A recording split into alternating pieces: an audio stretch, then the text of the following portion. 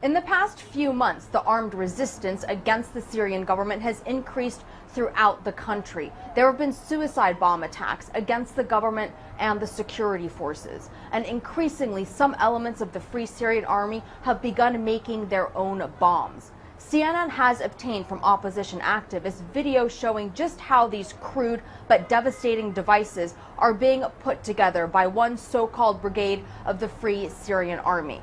And we have decided to air these images because they are part of mounting evidence that the opposition in Syria is becoming more like an Iraq-style insurgency and threatening to push the nation ever closer to an all-out civil war.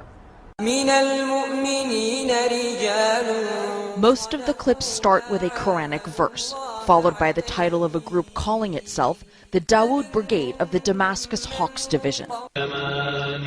Hardly audible below the swelling jihadi chorus, a voice says, "This is a suicide bombing mission against Assad soldiers in Idlib." God is great, the voice declares as a van comes into view, apparently approaching a checkpoint. The camera zooms in. This is one of several clips posted to YouTube by the brigade.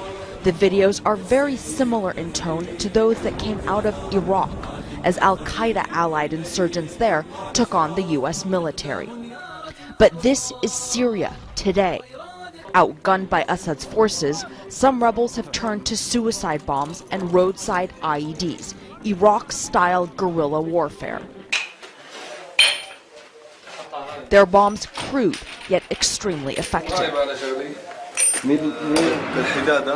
In this video, obtained exclusively by CNN, the Dawood Brigade commander, Captain Dawood Hassan Mahmoud, shows how the bombs are made. Cylinders are packed with a lethal concoction of explosives, fertilizer, and other chemicals bought locally. We don't want to name them so that the government doesn't confiscate them from the market, Captain Mahmoud says.